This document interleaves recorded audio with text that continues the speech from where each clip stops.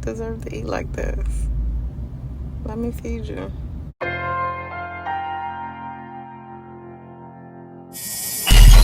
See what the Poppies bringing back. I mean, it's on. But make sure you catch them before they go to the cell, because they be on some other shit, man. Yeah.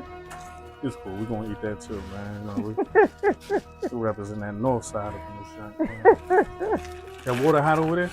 That'll be. Yeah, it's hot. Yeah, that's how we moving, man.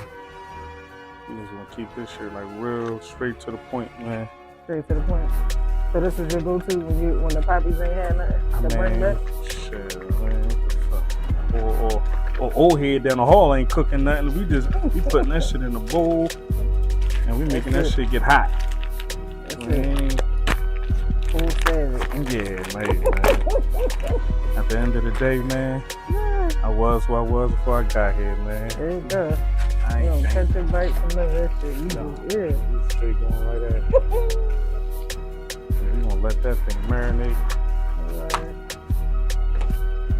We off to the races. Yeah, straight like this. Hey yo, what's going on? It's your girl Simon Bag VT 13, so I'll tell it to you or whatever. And we're here with another episode of Chatting Over Chi Chi. Today we got my man Rice.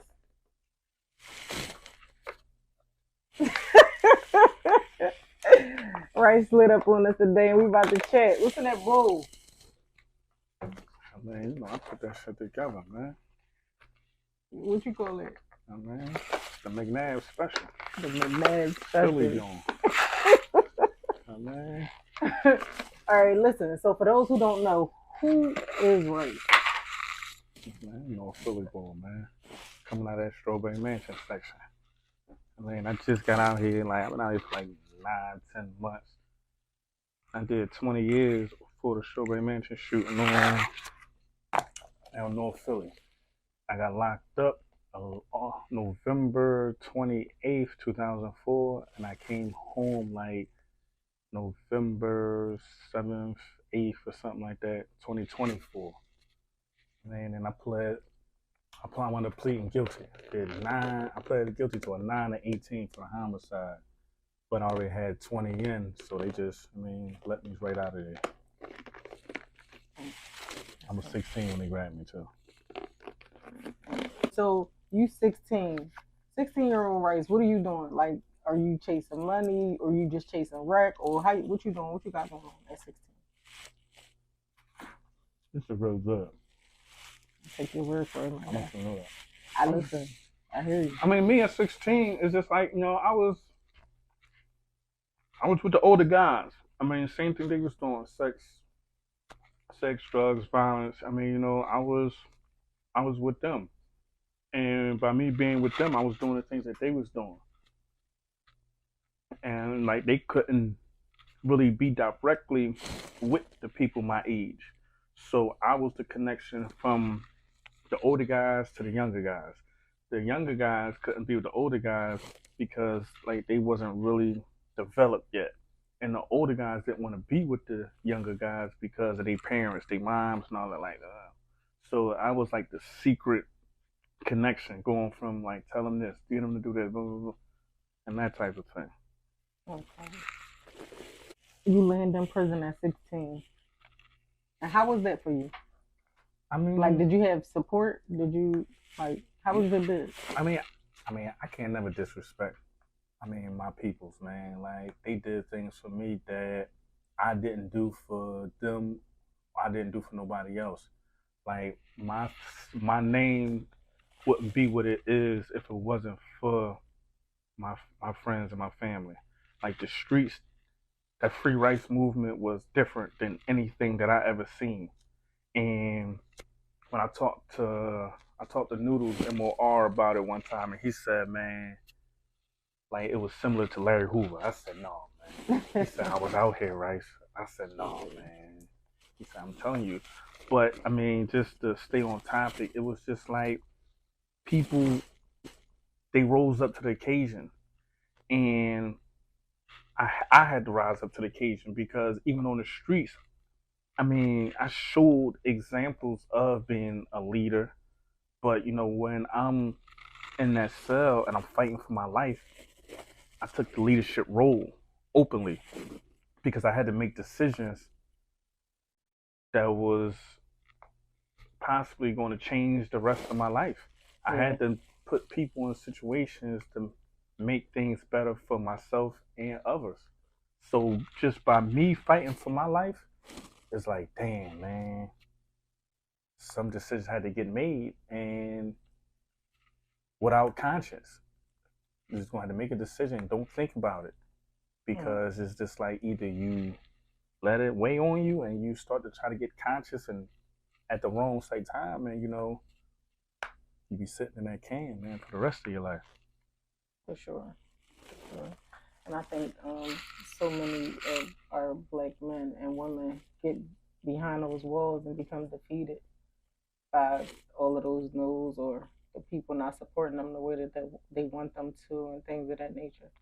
So for you not giving up and still pressing forward, that's I mean, it got to do with you though, because everybody talk about loving thyself, loving you. You don't need nobody, you don't want nobody, and all of that.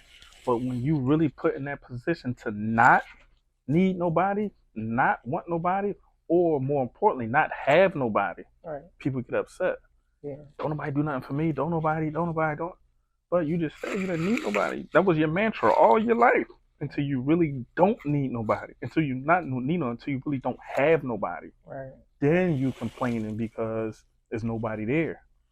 So when I was just one of the people that was fortunate to have a great support team while I was there, but a lot of people didn't know what to do.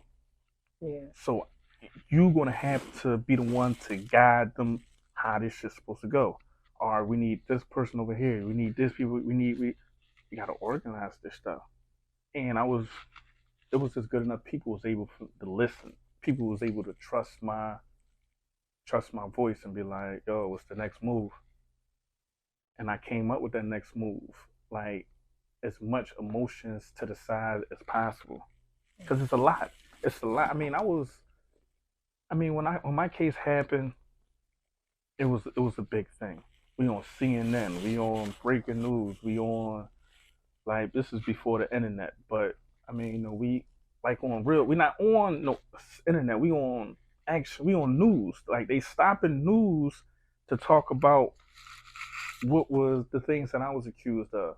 So it's just like everything's stopping, and it's like, damn, how are we gonna go ahead and deal with this? So everybody is looking for you for the answers, and you ain't got no answers. Right. So it's just like this one, you got to put your trust in your peoples. And I'm like, damn, son, they trying to fry me in this joint. They trying to give me life. They talking about charging me for this. They talking about they want me to testify on this person. They got me to, like, I ain't on that. And my people's like, yo, you don't know nothing. I mean, that's what we sticking to. Yeah, I don't know nothing. Well, do you? Nah, I don't know nothing, man. I mean, I got a lawyer, man. I gotta talk to them.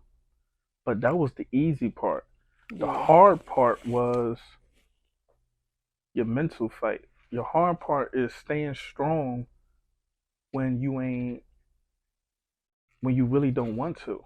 Right. Me breaking down was different than another other person breaking down. Me breaking down was running around using that knife. Me running around going in and out of the hole.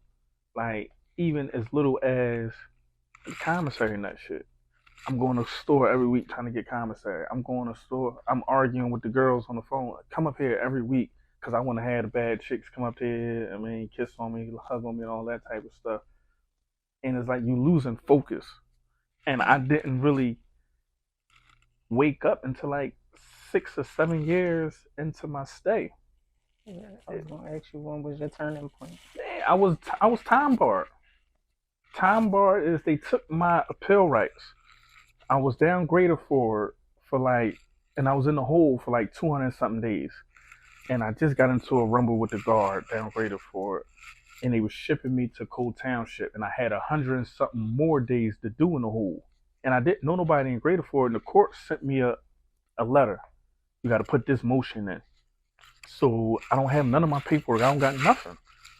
I don't know the law. So I didn't put the paperwork in because I ain't trust nobody. So when I get to the next job, I get to Cool Township, and I'm trying to put my paperwork in, and they like, oh, and you ain't got no appeal rights. Mm-hmm. And I'm like, damn, I gotta do this 30. I got 30 to 70 years. I gotta do this shit. And I'm probably like 20 something years old, and they like, yeah, you gotta do that 30 to 70 years. I'm like, damn, 30 to 70, so I might can be home when I'm 46. If I go ahead and be cool at the rate that I'm going now, I ain't cool, so I probably don't make the parole. All right, so I got out the hole, and I just started putting paperwork in. And the reason why I got my appeal rights back, my lawyer wrote me a handwritten letter telling me how much he liked me, how much he liked how my crew ride for me and all of that, and how he was going to cut my appeal in, but he never did it. So I sent it to the courts. This is my lawyer told me. I didn't know I was supposed to do it. He said he was going to do it. Right. And they gave me a hearing. And at the hearing, they said, all right, yeah, we take that into consideration, but now we're going to give you your appeal rights back, but we only giving you 30 days to file this motion. I ain't leave that library since. That was 2010. Yeah, I ain't leave that library since. That was the turning point for me, because I told myself, like, regardless of what my support team do for me inside these joints, if I don't get myself out of here, I'm going to die in this joint. Right. And that's what woke me up. Like, you either go ahead and, be somebody and you die in jail, or you go ahead and continue your legacy and take it to the streets. Right. I chose B. Yeah, we're going to take this legacy to another level, man. We out. So, what were some of the things that you were doing in prison besides the law library? I ain't did nothing positive in there, son. Nothing. I mean, I got a GED. I ain't become the person that my mom and my support team wanted me to be until I came home. Mm-hmm. I'm saying three days on the streets, that's when I changed my mind of what I was going to do. I mean, the whole time I was in there, my boys was running. Yeah. Like, they doing their thing down north. And like they hitting me off. So my mind state was, oh yeah, I met this bull from this county. I met this person from this county. My people's got to work. We gonna flood that shit. I mean, we gonna take this county over. We gonna do this. We gonna do that, and we gonna break that shit down. We gonna break the bricks down and do it. And we gonna ride like that. So you were still in that cycle. It wasn't a learned experience for me. I didn't get locked up for selling drugs. Right. I got locked up for homicide. So in my mind, I can sell drugs, so they don't catch me selling drugs. I'm like, all right, so that's what we're gonna do. We're gonna go ahead and push the work and then go ahead and ride like that. But when I came home, I rode around the city for 3 days straight behind tents. And I'm looking. And I said, yeah, this ain't the same. This ain't the same Philly. I ain't doing none of that. So your old heads that you grew up under, what's your relationship like today? I mean, me personally, like, I grew up under 31st Street, man. And I got 32nd Street. Like, 31st Street, 31st Montgomery and Burks, they birthed me. 32nd and Diamond and Nars, they raised me. So you always gonna hear me rep 31st and 32nd Street.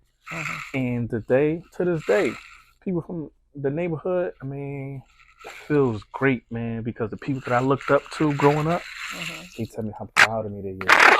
Right. And it's like, damn, man, for real? And they like, I'm telling you, man, like you. And I'll be like, damn, man, I get the blessing and all that shit. And it makes you feel good because they proud of me. And they tell me, like, they get to opening up for me. Like, I ain't never get a chance to do this. I ain't never get a chance to do that. So by you doing it, man, and I get emotional. Like, no, it ain't just me. Because if it wasn't for the tools that you gave me, I wouldn't be able to go through this. Right. So it's about us. I go ahead and I send my OAS pictures and videos of things that I'm doing, man. And man, I check up on the OAs and they let me know what's going on. And when they hug me, man, they just be like, they hold on to it and be like, stay what you on, man. It got to the point where like my OAs was threatening me. Don't go back to that shit. And they was giving certain dudes was giving me allowance. You got some money in your pocket? No. Huh. Take that. Stay out the streets. I'm gonna see you again in a couple days, couple weeks. And like they was just giving me that to keep me away. Right. And I love them for it, man. Yeah. Yeah, I love them for it. Not just the always too, people, my peers also, man. So who are you today? What do you have going on today? I mean, thanks to Miss Sakina Dawson, man. I graduated from Coy's Dental Academy, man. I'm a dental assistant. And you know, I got scrubs on, man. I ain't got the blues on. No more blues. No, my blues is scrubs nowadays, man. So like, you know, I'm in the dental offices and I'm on that type of time, man. I do the nonprofit work. I'm talking to the youth at the Youth Studies Center. Like I'm going on, we doing community activism work with the state reps, the senators, the commission, I like all of these type of people, and we just trying to stop people from. I'm trying to give people an alternative. I did my 20 years and came and feel the way I feel. I'm trying to tell you don't have to do this 20 to feel the way I feel. Yeah. So I'm going to try to go ahead and give you something. I'm not just going to take the streets away from you. I'm going to show you, like, this is a better route. And we try to go ahead and teach them what's the better route. Mm-hmm. So, your transition back to the streets, what did that look like? Because I know for me, coming home after 10 years, it's like kind of crazy. So much has changed. And it's just like everybody don't adapt the same. You know what I mean? No, thank you. So what was how hard was your transition back to the streets? I mean, the crazy part about it, I sat in the county for 5 years before I came home. So I was on every jail on State Road. And I told you I was negative. I was negative until I came home. So I mean, I was on county on State Road, and I'm stabbing, I'm fighting, I'm contraband, I'm doing all this stuff. So I was able to, you know, the youngins they gravitate to that. So they was able to like hear my story or hear of my story, and they see that I'm still being corny on some nut shit. So they like, damn, boy, yeah, you. And I'm like, yeah, listen, I ain't going to myself. Like I ain't get a chance to do this. I'm not going to myself. So now the youngins, they getting back. Yeah, what old head said. I mean, we ain't going in there. We ain't. So it's just like they was able to, and I was able to see how the youth operate.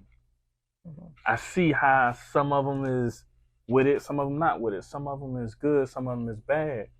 And it's like a step down to the streets.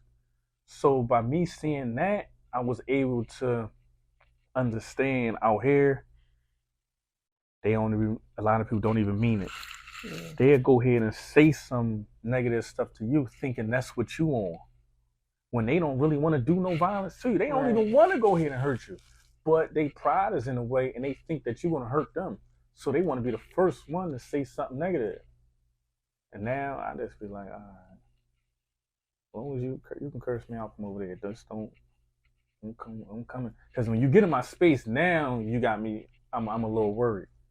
Because you can hurt me in my space. You can't hurt me from on the internet or wherever you at talking. Right. So just leave me the fuck alone. So, what do you feel like the biggest challenges in conquering the youth and striving to get them on a better path than what they're going to now? I don't got nothing to give them. I don't got nothing to take away. Like I'm telling you to leave the streets alone, but I don't have the access to the money that they need so well. Like, I mean, I got some good games for you. I mean, I'm making call somebody for you and they can give, but me personally, I don't have a window to say, leave that alone, and I'm gonna go ahead and give you this. So, devil's advocate, what if you had the money? So, what are you doing? What does that look like? If I had the money, it'll go ahead is creating different avenues because I'll be able to go ahead and I'm signing checks now. Listen, I'm telling you this, youngin. Don't go ahead and if you go ahead and get off the corner and go ahead and stop doing this, I can put you in this job away from Philly. And you can go ahead and work and do this and it'll pay you this amount of money and you can do a little traveling a little bit. You can be around some different people and it'll be a leadway so you can open up to something else. I mean, it ain't gotta be North Philly. It ain't gotta be West, Southwest, South Philly, none of that type of shit. We can just keep it, you can just about next level, man, because it's all about progression. We can't just be at the same level. To me, if you did use the negatives, the drugs, the scamming and all that type of shit, all right, and what's next? You can't just keep drugging and scamming until they catch us. That's what the term ball till you fall mean. We want to go ahead and just be like, all right, I hit them for a couple dollars on that. Now I'm going to go ahead and see what Rice I'm talking about. We're going to see what side I'm talking about. Side, I got this amount of money. Do you know what I can do with it? That's what I want to go ahead and create for them, and I don't have that. So that's what we're fighting for now. We're trying to go ahead and develop some outlets, man, for not only the youth. When you say that's what we fighting for, who are we? I mean, me and my support team.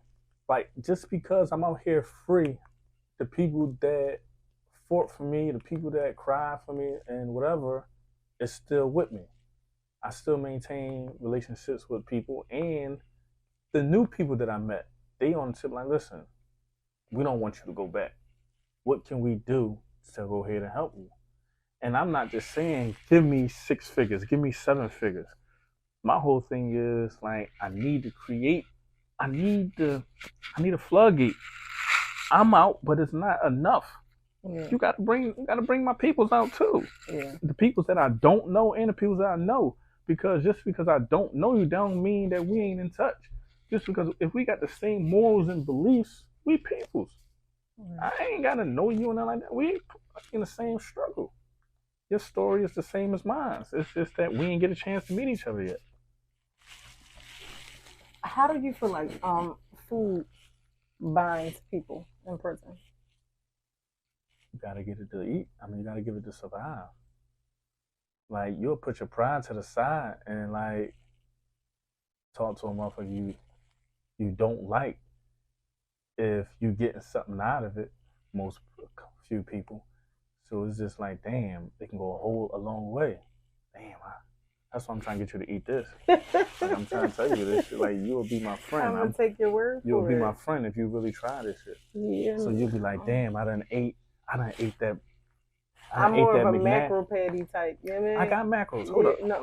No. Your own. Okay. I don't gotta make no more food. Right. I'm just saying, like, when you bust it down from the gumbo, you were supposed to fry the rice. You know what I mean? Make a little macro patty. You ain't do none of that. You went ahead and we got other shit to do, son. Yeah, we ain't got time to be doing all that. That little move you put down in there, you ain't use no garlic powder. That's what I'm saying. Like, I don't know what, like, who taught you how? Oh, nobody taught you how to cook, right? I mean, I was in the hole or in the law library, so like me, like ain't no food there. Yeah, like I'm getting my shit under the door. Man, like, I'm getting my shit under the door, man. Like, I ain't got time for all that. Like, they be, I can't go with the police. I mean, I ain't gonna lie to you. Like, my fight, with my whole time in there, my fight is with the police. So they retaliate me. They don't feed me. So I gotta call down the hall. Yo, what's up? And man, and they send me mines under the door and all that type of shit. All right, listen. I didn't get my tray, so get that extra tray and then, give it to me when they leave type of shit. So I often ask, like, what's a commissary item that's off limits, like you not trading for nothing? Honey buns. That's what it means. Honey buns and cinnamon rolls. That's everybody is. Like, you're not getting no honey. What is this, the push ride tire for? What's this? This the joint Banks was rapping about? No, this better than that's better than a push ride. What's this? Yeah, that's like, they call that the Buffy. The Buffy? Yeah, the Vampire Slayer. You get hit with that, they come to get you. Yeah, it's over. They coming to get you. That airplane, that helicopter landing on top of the jail, man, and then you gonna hear it, woof, woof, woof, woof, woof, woof, and they carrying you out. Oh my God! Give me a funny jail story. Damn, a funny jail story. I got all pain in that joint, son. Damn, you ain't got no beds. Man, what the fuck? I ain't laughing in that joint, son. This just make me get my knife, man. Like I'm going through some real live shit. Yeah, I'm going through some real. I don't know, man. You ain't got no laugh in that joint. I don't know, You're a man. character. I know you laugh in that joint. I mean, that's all I do is laugh. It's That's just what I'm like saying. Like you a got funny one. jail story. I gotta come back. I gotta come back to go and give you one of them joints. What? No, off the topic. You got one. I mean, all right. This with your folks, right? Me and Bud from 17th and Jefferson. So we in the hole. I'm gonna keep the other dude anonymous. We in the hole, right? So Bud is asleep. So I tell one dude, yo, let me get them sneakers right there. So he like, yeah, I'm like, yeah, let me get them joints, man. So he throw one sneaker. I said, damn, man, I'm thinking about grabbing them. I said, let me see the other joint. So he throw the other joint on. I look over the Bud. I said, yo, I got you some sneakers. So the boy like, so dude Selly wake up. And he like, yo, where my sneakers? I said, yo, your Selly sold me them joints. So his Selly walked to the door like, so you know, over House of Corrections, it's a gate, but it's like a hole inside the gate where you can stick your face out. So his Selly, so the boy that gave me the sneaks, he like, hey, Rice, you gonna do me like that? So he trying to watch his Selly at the same time because he thinking his Selly gonna hit him. You gonna do me like that, right? I said, what's up? You sold me them joints. Like, so the Selly in the back, I'm like, yo, you sold my sneakers? So the dude go to the back of the cell, and then he just like tag bear and just go straight to the tag bear, go straight to the floor. And then he do one rakat. He do one rakat and then come to the door like, hey, yo, Rice, man, telling the truth, man, like, you know, we are Muslim, man, like, and I'm like, listen, man, like, I'm ready to go lay down, man. So Bud, like, yo, what are you doing in the back of the cell? So he went to go pray. He said, man, it ain't even time to pray. Like, yeah, man, that's what you. Oh my God. I mean, that's what I got for you, man. So, what is the biggest misconception about Rice? A lot of people think I'm a gangster. That ain't even my thing. I mean, I just had like a few episodes with some people that got some notoriety. And by me having some type of notoriety, I think it just spurred it all out to the point like, dang, he this, he that. But I mean, like me personally, I mean, I got a handful of situations, but it's just like, there's people who got more than me that don't get the recognition of me, but it's just like my character. Like when I came into the game, it was about sex, money, and drugs. The violence came later on. Right. The violence came when it needed to come. But it's like when you talk to people who know Rice, I mean, it's just about character. I mean, like, I'm an energetic type of person. Like, I like to crack jokes, man. I love women. It's just like my weakness. I mean, it's just my weakness, man. I just love them, man. Just like the touch, the voice, the care and the smell. It's just like females. It's just a beautiful thing for me. But more so about it, it's like I'm a people person. Like, if you connected to Rice in any type of way, I mean, I'm here for you, man. Like, in all ways possible. You can call me, you can text me. Like, it's like, even when I was in here, like, all my life, I always was there for. My thing is this. Like, a lot of people, I mean, whether they say it or not, like, is how responsible Rice is for a lot of people that's running around out this joint. Like, when they wasn't, Rice was. I put a lot of people in them positions to go ahead and have the names that they got. And I didn't do it just to say, this my younger, this my man, because some of these people was older than me. But I just did it because this is what my old heads taught me. When I came up under the steps, they started calling me Rice in 1996. And it came from Jerry Rice. And I got my name on 30th and Norris. 30th and Norris, the heart of the hood. So when I started playing football, that's because I was playing football. So the old way is Jerry Rice, Jerry Rice, Jerry Rice. But as years went off, we just cut the Jerry off, kept with Rice. But that was my connection to the old heads. And whatever the old heads did for me, I passed it down to people that's my age. But I just remixed it. I mean, like it was my shit. Old heads gave me their clothes to wear. I go ahead and give my friends some of the same clothes. I didn't know the term giving you a shirt off my back. Always gave me something to eat.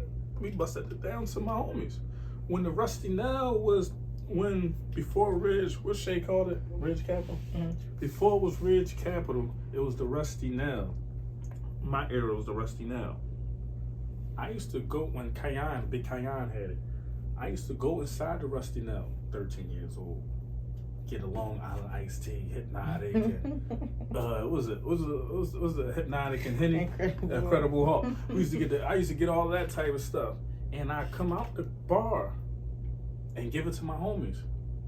They were like, "All right, yo, go get some more," and I go ahead and rub the liquor around my lips. Go talk to the old heads, yo, I need some more.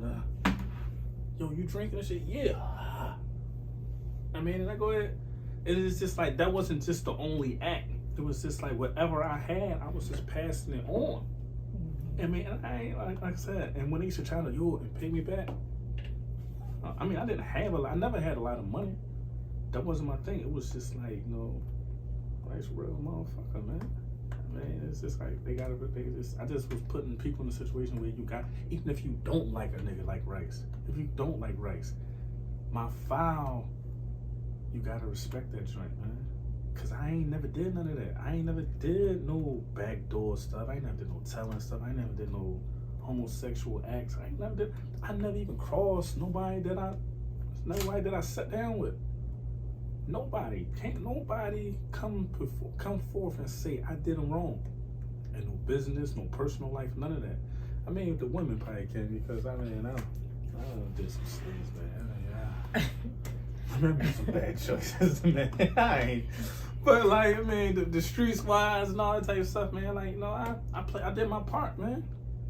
How does that become a thing, though? All right, so now, because you just opened up another door. So how is it okay to not backdoor nobody in the streets and all of that type of stuff, but when you in a situation with a female, it's okay to backdoor her because that's what it becomes? It ain't okay. I'm gonna be the first one to tell you that I'm wrong. Mm. I mean, it's just my whole thing is that's just one of my weaknesses, son. I want you to, But then when niggas get booked, they be wanting that female to be loyal, ride, and all of that type of stuff. But they don't get that when you out here.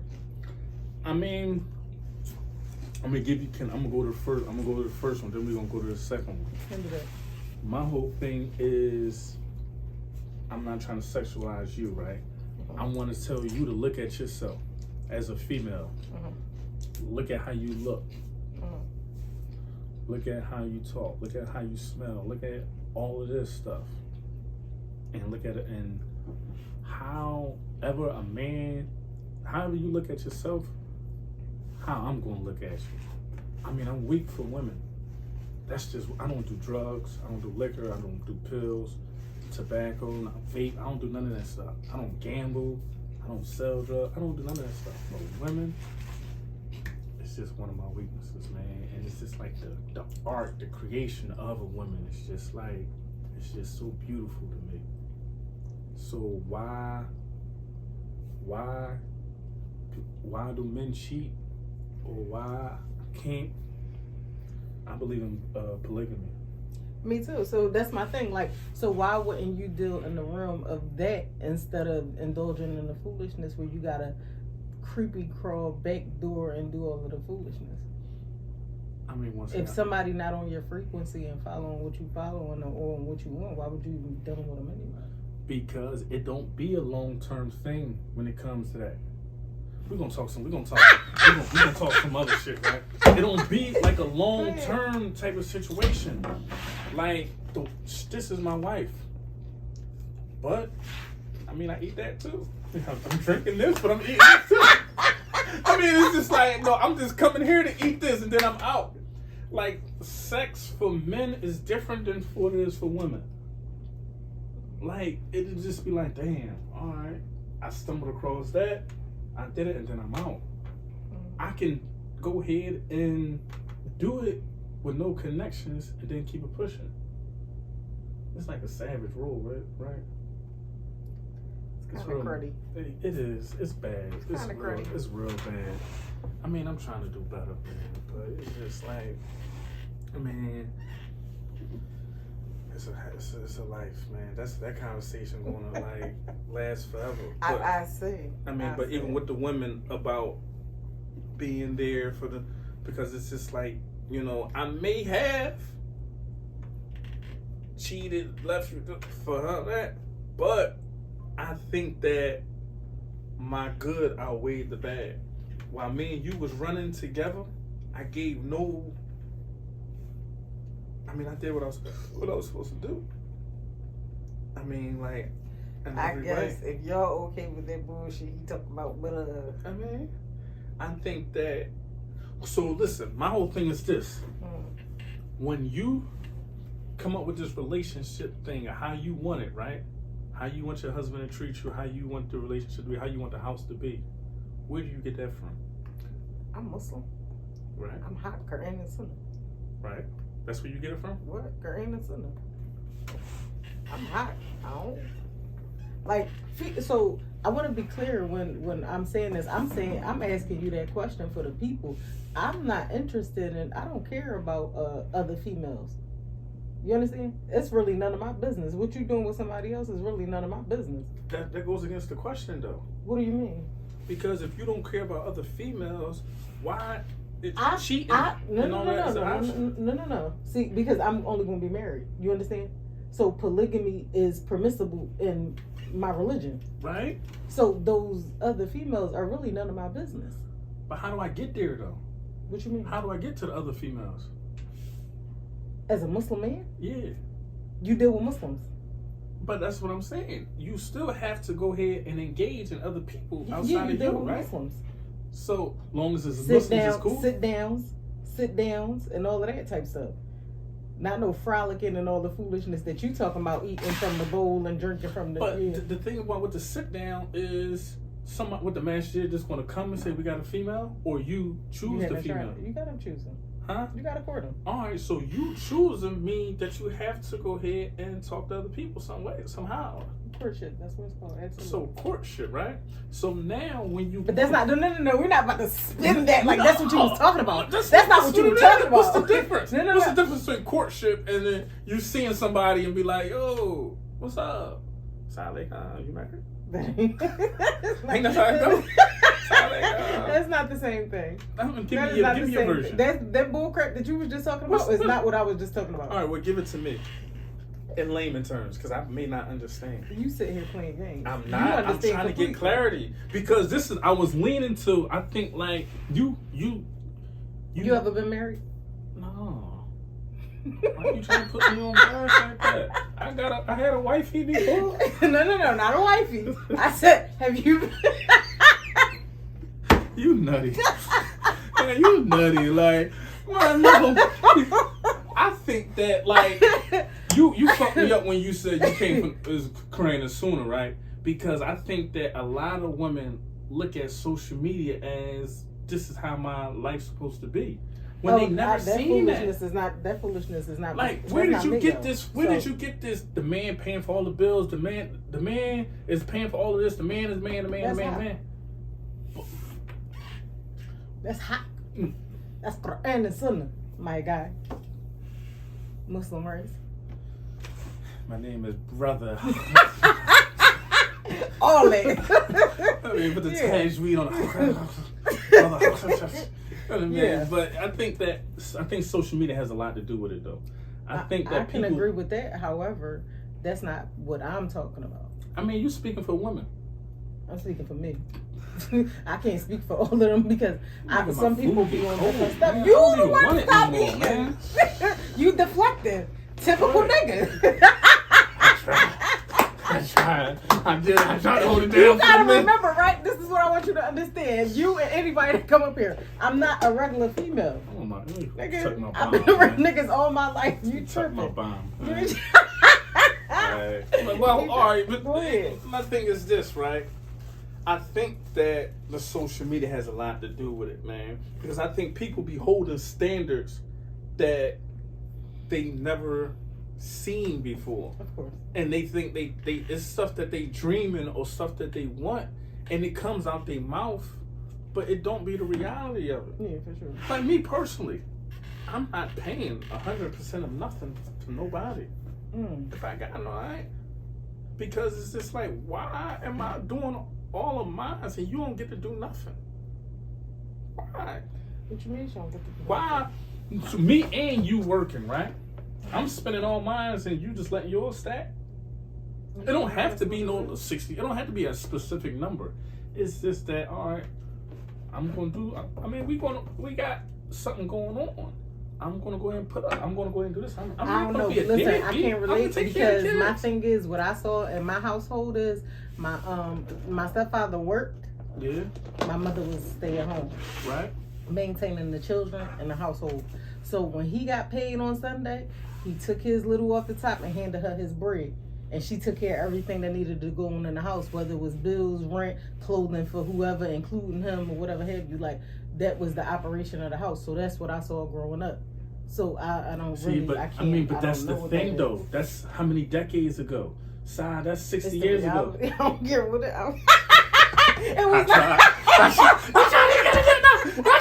She almost went for it. She almost went for He it. tried me. But it's just like that was like that. What we seen growing up is not the reality now. Like we got women, as you call here, like it's more women to choose from out this joint. It's always the women always been a dominant. But like, what are you But my talking whole about? no, I'm not saying that. I'm just saying it's more understanding now.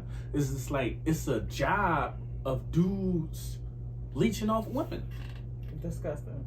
So my whole thing is just like it's like the women to men ratio out here is just like 4 to 1. way like it's different. 4 to 1. 4 to 1? Like come on, man. I think it's more than That's 4 to 1. hot. I think it's more than 4 to 1 because you got you got the homosexual dudes. Oh, God. And then you got the dudes. They got the suckers, and then it's like I mean, if we saying, I mean that's what I'm saying. So it's like 40 to it was 10, but now you got the dudes who want the dudes, and then you got the dudes who want the man and the women. Then you got the suckers, and then you got so it's like 30 to like 400. Like the odds is just slim. I'm telling you the truth, side. Like it's just This like is a rabbit hole that we went down clearly. So we're Man, going to bring you- us back to reality. you did it. Like I mean, we in the hole right now. We chilling. Like Oh, we done my ate all the God. you ate all the commissary. Man, we ain't got nothing to eat. We just sitting here like Who the fuck on the door on some nut shit. You just had me on this door, standing on this door in the hole, talking talking? for 2 hours straight. 2 hours. You think you gonna get my knife? This is another. You done ate all my commissary. Now you trying to leave. I ain't fucking Oh with you, my son, God, man. that dry ass commissary. You ain't even had no honey buns. Like, go ahead. You ain't had no honey buns. Like, I had honey buns. I just ain't show you the honey buns. I know you was gonna try to eat the honey buns if I would have showed you the honey buns. Like you out of pocket, man. I'm surprised Oh you my ain't God. drink my juice. Oh, please. No, now you gonna drink juice. No. I'm tired. Water. Man. Water. Quarter. Quarter. That's some new shit. That's some new stuff that you got. My next question is, how do you deal with the stigma of being formerly incarcerated in this society? Especially dealing in the workforce that you're branching into now. I mean, I don't connect the two. When I go into a job or something like that, I don't tell them my name Rice from North, down the Strawberry Mansion section, or none of that. I tell them my name Desmond Kills. And then I just leave it there. I mean, you can tell the way I move, the way I talk, that I ain't a 9 to 5 dude.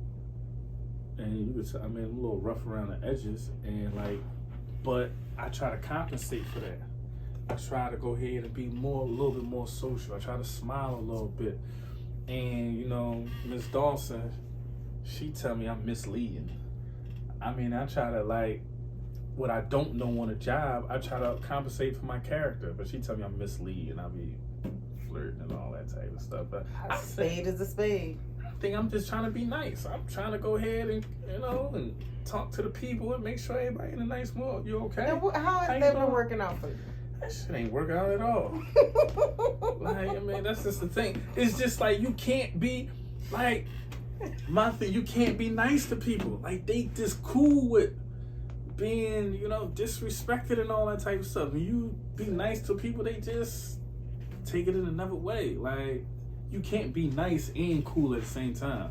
It's either like you gotta be standoffish, or you gotta be nutty. But I ain't going down that route. I ain't letting it spoil me. I'm on a tip like, all right, you know. I mean, I'm gonna keep it cool. I'm be cool with it, man. It's just the way it is. It's just people. I'm not giving up on people. I mean, like I know that humans, we social creatures. We meant to be social. Like even in religion, no matter what God that you believe in, God always sent his blessings through the form of people.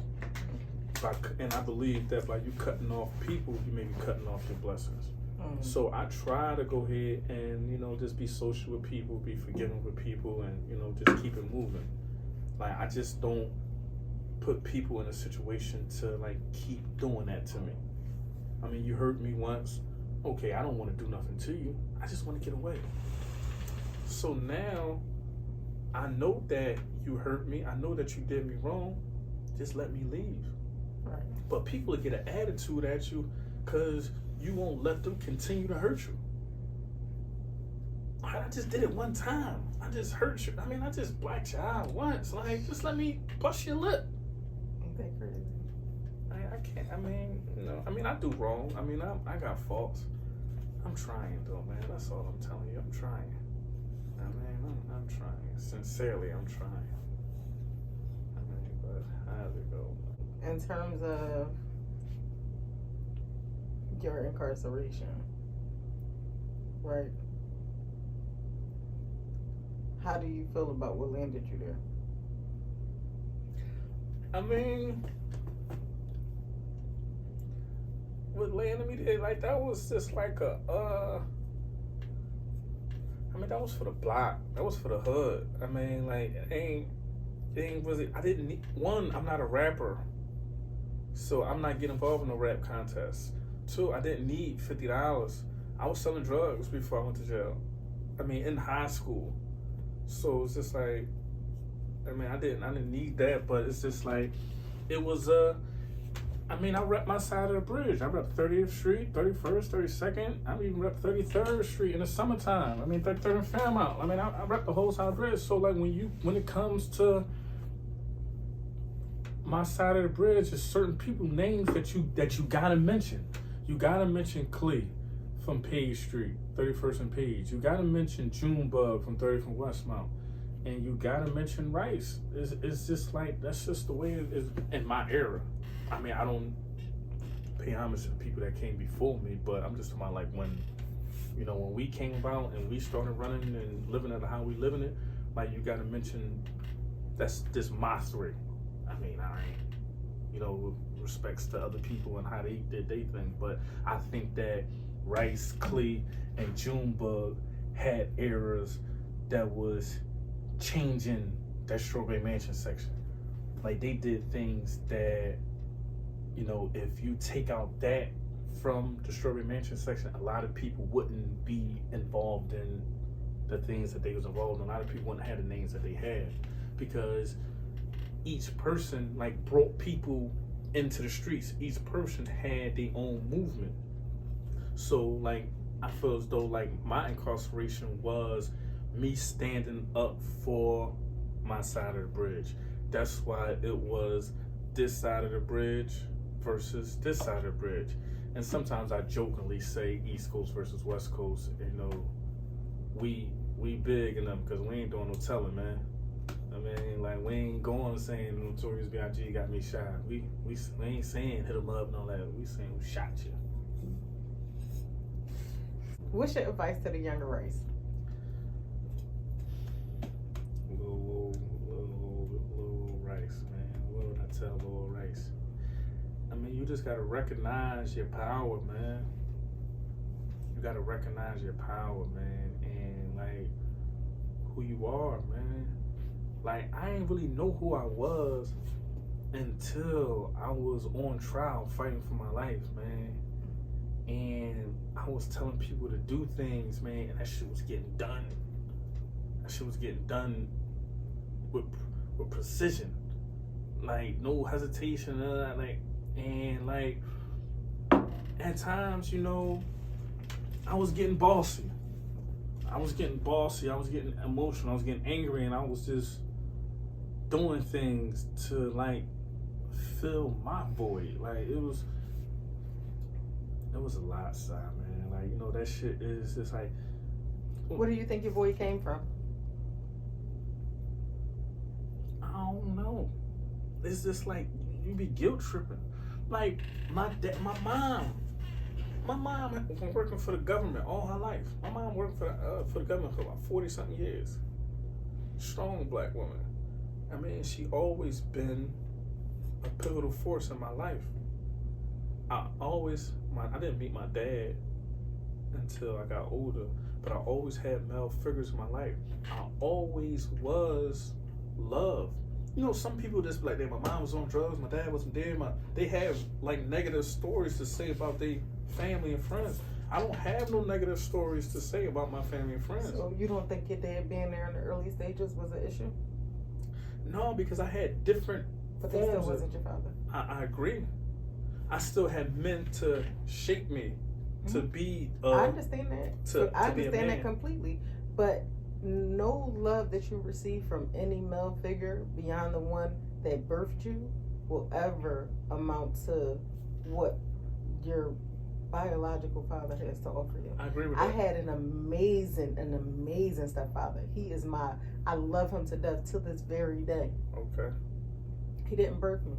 Me and my biological father, we great. I have a great relationship with my father. That's why I don't have daddy issues and none of that type of stuff. Right. But his unorthodox teachings are what shaped me into the animal I had become in the streets, versus what the love and all of the other things that were being poured into me by my stepfather.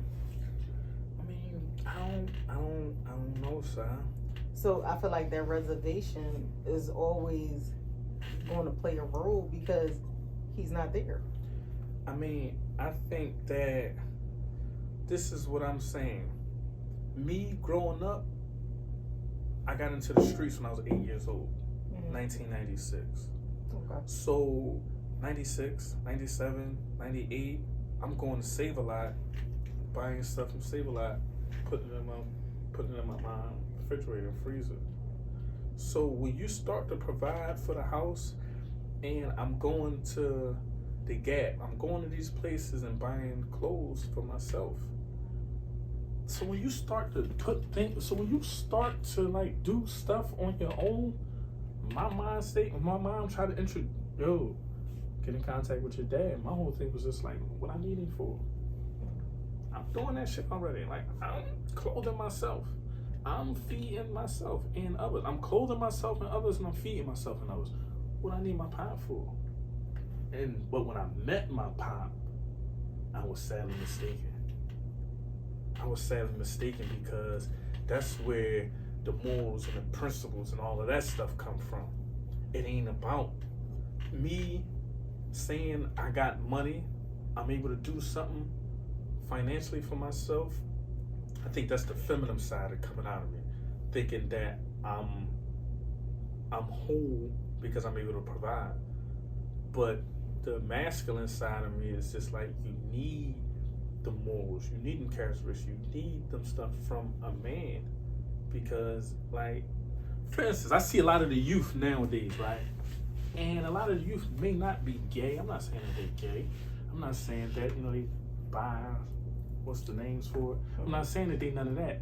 But what I'm saying is, like, they have a lot of feminine traits. They have a lot of traits from their mothers where you talk to them, they suck their teeth, they roll their eyes, and they stand up, but they lean to the side, and they arching their hands on their back. They doing a lot of things that women do. And it's just like, me and my son, you can't do that. I mean, like from like birth, like you can't. I don't even want my son to cry for real. Like, yo, what you crying for? Like, come on, man. Like, that's just my whole dream. It's just like it's just you teaching, you instilling that from birth. Like, no, you got a problem, you talk about it, son. You going through something, you speak, you come to me or you come to your mother. Like, it's certain things, but my mom, when I used to get jumped from people, because I always was going in different neighborhoods. I would go over Hank Gavers, King Center, Whittier, or whatever, and play sports with people. And I always had a mouth. I always was slick and talking fly and all that. So that got me punched a lot of times. So we get the rumbling and they rolling on me and all that stuff. I go in the house and I'm crying to my mom. They rolled on me again. Come here, baby. She hugged me. She kissed me. I'm feeling right about it. All right, cool. Now I go to 31st Street. Yo, I got rolled on. Who rolled on you? Oh, come on, we're around there. Now the old is like, yeah, which one rolled him or hit him? No, it's all them right there. They gonna roll on me again, man. Hit him. You go ahead and fight him. So when I was young, that put it in my mind, you gotta go ahead and do something. Because I know I had my people's backing me. So my always did, you go ahead and fight him, anybody gonna jump in you. And when somebody did jump in, now I'm always jumping in it. So as I got older, my whole thing was to tip first. Brother, I win or lose, I'm tipping first. Boom, boom. I mean, I never went to no gyms, when everybody was going to the gym, everybody wanted to be like Dynamite and all that cool shit and fighting and all that. I was on the block. Man, I'm out there, I'm on the block, I'm grinding. I mean, I'm in the crack house, I'm all types of shit. Like this is a little silly story, right? My man, I don't know what's wrong with him nowadays, what's up with him nowadays, but I was I was in the crack house with Black Fame one time, 2, 3 in the morning, and we got stuff in sandwich bags, Ziploc bags, and all that stuff, and we ain't have nothing to put it in. But the block jumping, everybody standing around, money in their hand, trying to figure out what it is. So he sent me to the store and get a soda and get as many straws as you can. The fuck you want me to go to the store and get as many straws? Man, it's only, that's what I said, man. Go ahead and go to. So I go to the store. I get a homemade something like that, and I got the box of straws. Went inside the house, and Fame, he started chopping that shit up, putting that shit inside the straws. He started putting that shit inside the straws.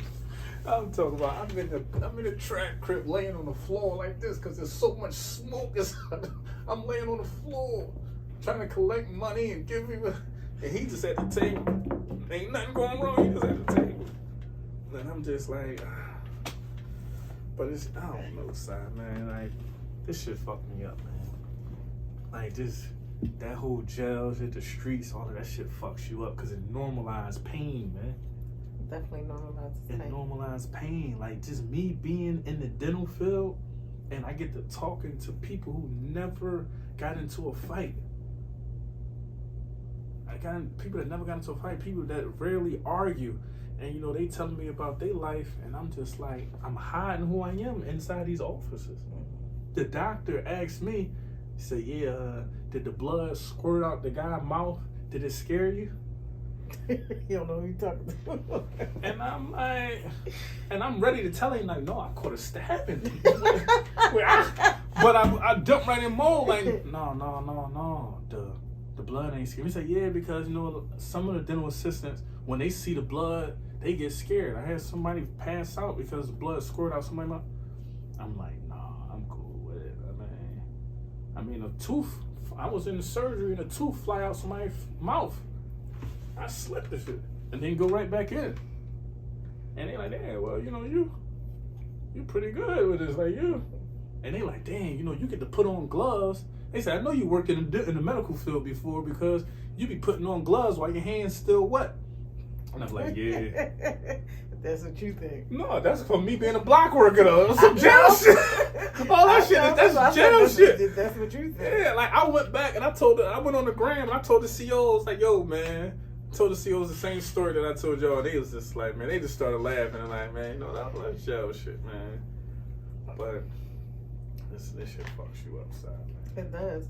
So, how do you feel about therapy? Do you think Black people should do therapy?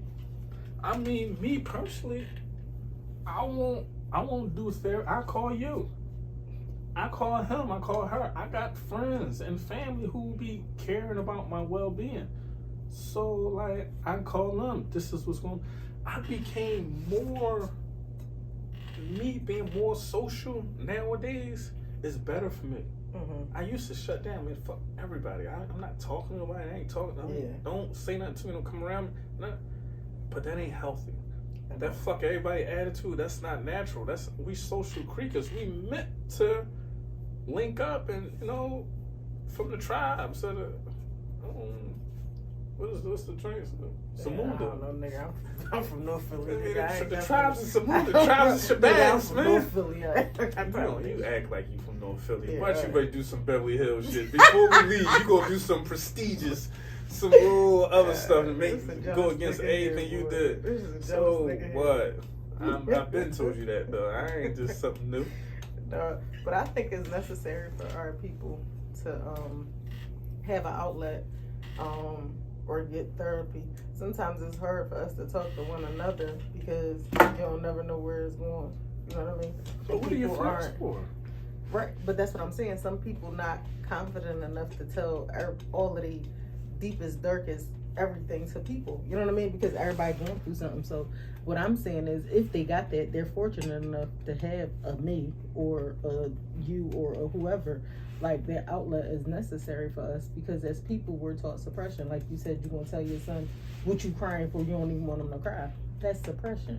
You understand? So he never knows what to do with his emotions. Yeah, you got it. But I took away the cry with an outlet. Don't cry. Say what you mean. I mean, I can honestly remember how many times I cried when I lost my case. So it was 3 days of deliberation. Mm-hmm. We couldn't come up with a verdict. Second drink, we couldn't come up with a verdict. On the third day, they say guilty. So the third day they say, what's the difference between first-degree murder and third-degree murder? And I knew it was over. So when they say guilty, I hear these clowns over there, motherfuckers from over the bridge, I hear them celebrating. They calling Jesus by his first and last name and all that. Clapping and all like they having like. And you 16, you a baby. Yeah, they sit up there celebrating. Oh, he lost. He found guilty. They clapping and all this type of stuff. And, you know, I heard them say guilty. They kept saying, you know, guilty to all the charges. So, you know, I held it all in. And the judge asked me, well, do you have anything you want to say to the decedent's family? And I look over at them. I look at the judge. And I said, I want to appeal.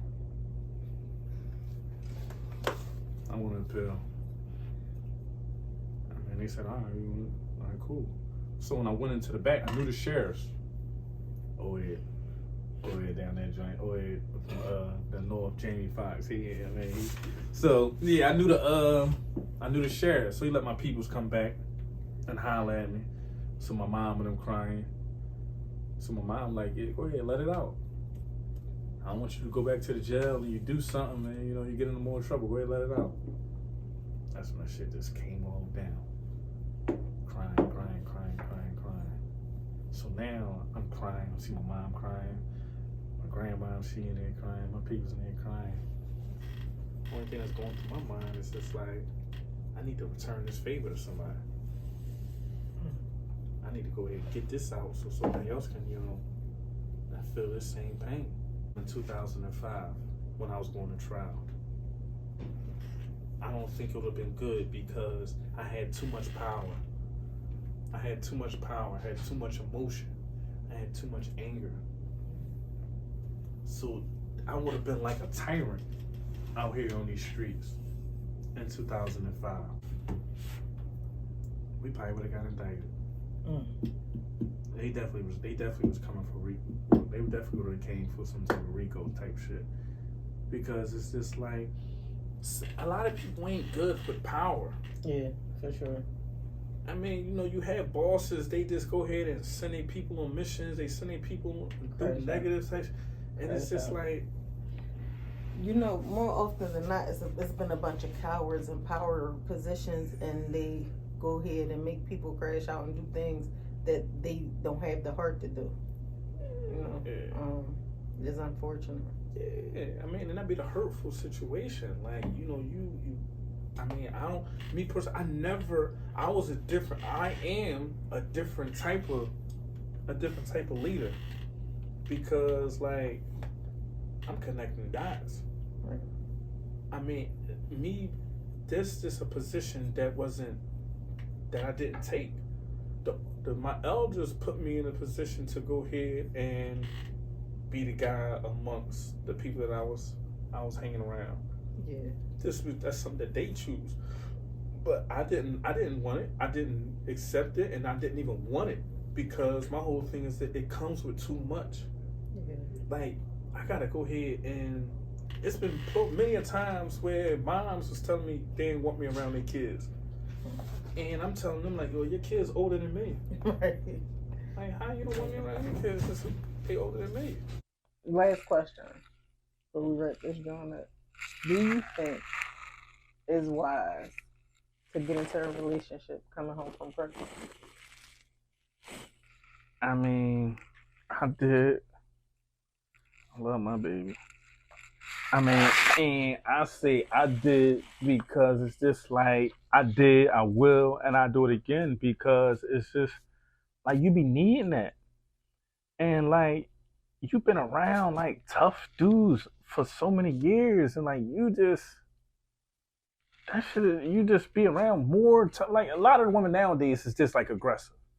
So when women get aggressive to me now, I just be like, I push it off. I go ahead and push it off, man. Like, I don't be with that. But you be like, women, they more sympathetic to your issues, what you got going on. Like, they gonna guide you through today's life, and you gotta do it like this. You got a Navy Federal. You need this. You got the driver's license. You need the credit. All right, job. And you be needing that softness, man. But I mean, like, For you, it's working out. Man, I love my baby. He like you, baby. I ain't gonna lie to you, man. Mashallah, that's good. I'm gonna keep her anonymous, man. That's the only way. You better. I mean, them brown eyes, man. Hey, man, I will start singing, but I will start singing. No, But that's right. but we on some jail shit, man. We hard as shit, man. We ain't giving a fuck about nothing, man. We riding. Oh man, this has been a fun episode. I enjoyed chatting with my guy, right? Make sure y'all tap in. What's your social? I don't got no social media, man. Make sure y'all tuned in to Chatting Over Chi-Chi's SY_Moneybags, Lockdown Love. Stay tuned for what's next. Follow me on Instagram, Desmond Rice Kills. All platforms, man. We coming soon. Catch me at Size, getting all the extra food. Don't throw that in the trash. I need that. We out.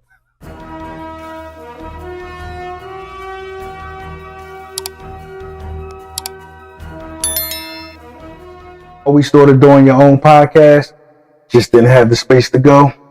Well, Black Wall Street Podcast Space is here to help you. Are you tired of trying to podcast from home? Background noise, bad lighting, technical headaches? Ready to step it up? Well, welcome to Black Wall Street podcast space where your voice meets production power. Whether you're launching a new podcast or taking your content to the next level, this is the place to create, edit, and grow professionally and affordably. High quality sound, clean production, built to make you sound your best. Need editing and mixing? We've got you. Whether you're just starting out or ready to take it to the next level, if you're ready to bring your vision to life, lock in your session at Black Wall Street podcast space. Quality, culture. Call 215-303-7425 to book now, and let's get to work.